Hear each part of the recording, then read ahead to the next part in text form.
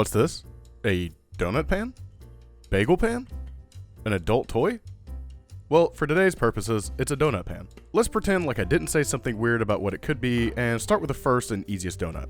The first one is inspired by the cream cheese pancakes I used to make when I was keto. It's simply 3 ounces of cream cheese, 1 egg, and a 1/4 teaspoon of baking powder. Now, you don't have to do this one in a food processor, but I had it out and ready, so I used it. Feel free to use a bowl and a rubber spatula. Just make sure the cream cheese is at room temp. Pour this mixture into your bagel tin. Next up, I wanted something that was extra breakfasty. I used 4 ounces by weight of cooked breakfast sausage along with 1 egg and 1/4 teaspoon of baking powder.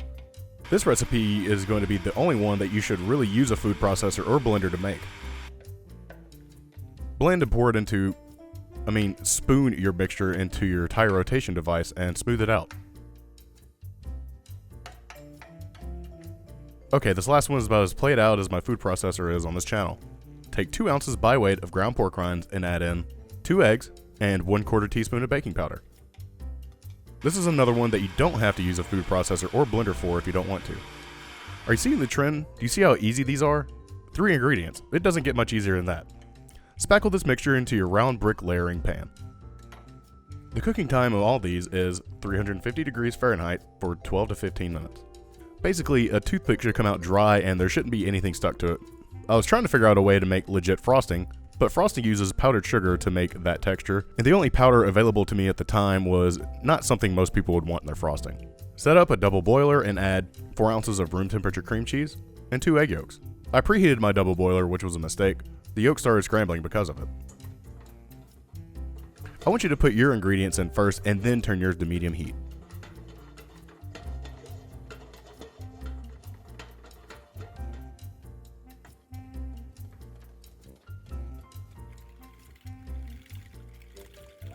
Once everything is somewhat combined, add in a 1/4 teaspoon of vanilla extract. The person that suggested this video has to have pink donuts for whatever reason, so I added a little red food dye in there to turn it pink. You don't have to do this, but if you want your donuts to look a little special, add some to it. I added just a touch of some fake sweetness to this. Again, you don't have to do this, but I think it'd make you just a little happier if you did. Added 1 tablespoon of erythritol, which made this semi-sweet. Adjust as you see fit. You shouldn't have to add water, but if your mixture is looking a little clumpy or is a little too thick, add in up to a 1/4 cup of water to smooth it out. Okay, these babies are done. Don't grab hot donuts like me. I have experienced hands when it comes to analyzing scalding hot food. I was just super excited to see a close-up of these things. I have my predictions on which ones are going to be the best, and this pork rind one feels the most promising, but I'm still unsure. The breakfast sausage one is the one I'm most excited about because, well, breakfast. This cream cheese one is barely a donut. It's just super flat, and I don't have high expectations of it meeting my donut needs. To frost these, take your bowl of frosting, slam dunk your donut into the bowl, swirl them around, and then let them chill out.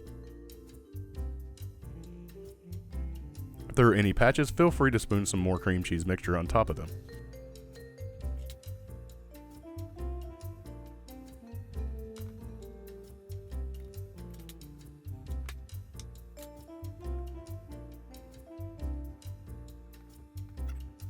Alright, again, the person that suggested this video doesn't just want pink donuts, she wants sprinkles too. So I guess fry up a strip of bacon and crumble it on top of the donuts. Side note, this step is not optional. Okay, here's the pork rind donut.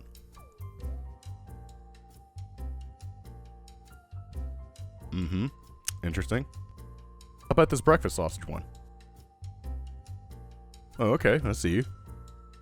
And finally, the cream cheese one.